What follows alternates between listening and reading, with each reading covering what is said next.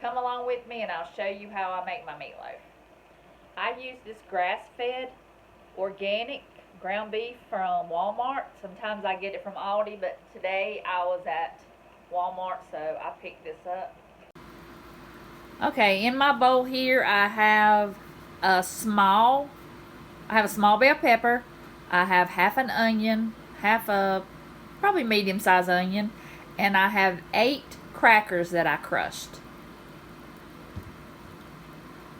I only have a pound of ground beef, and the recipe I am following calls for 2 pounds, so I'm having the recipe because that's all I bought was 1 pound. If you want, you can double the recipe.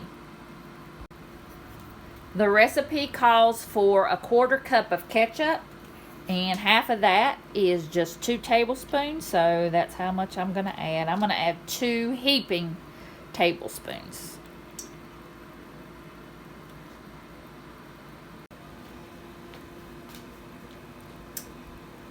It calls for 2 beaten eggs, so I'm only going to put in 1 since we're having the recipe.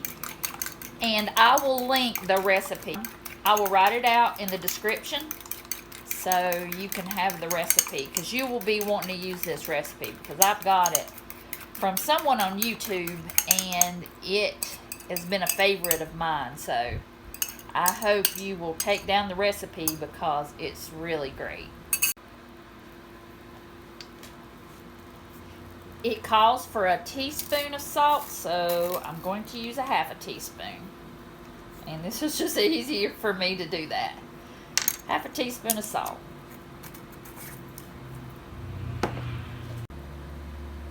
And also, this recipe calls for thyme and marjoram, and I don't really care for that in here. So I'm just going to put onion and garlic powder in there.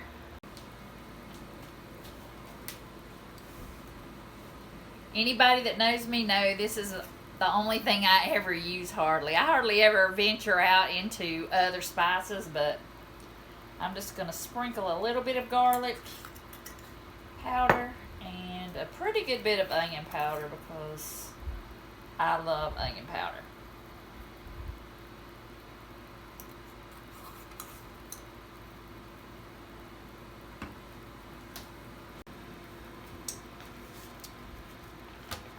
Okay, so I'm just going to take this ground beef, put it in the bowl.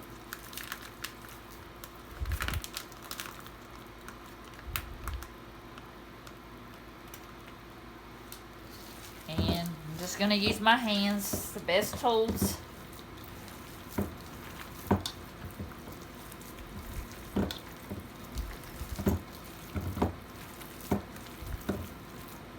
And I don't know about you guys, but I like to have my meatloaf have a taste to it.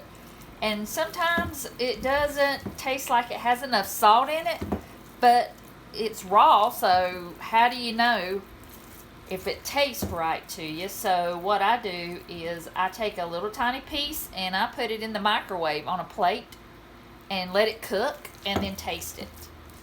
So I might try that. Since I'm having the recipe, I just want to make sure it has a good flavor to it. And I'll wash my hands and I'll be right back. Here's what it looks like. I just put a little dab on there and put it in the microwave for 10 seconds, and now I'm going to taste it. Delicious. So I don't have to put any more salt in it. I'll show you how I put it on my pan, and we will put it in the oven.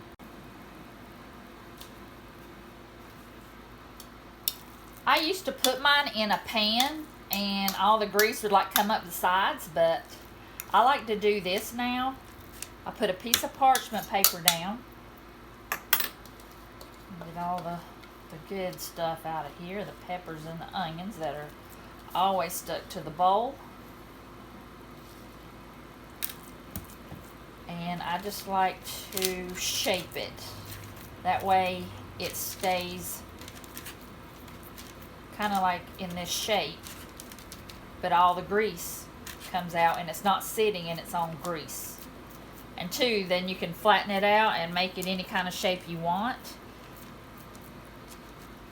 That way sometimes it cooks faster for me when I make it a little bit flatter.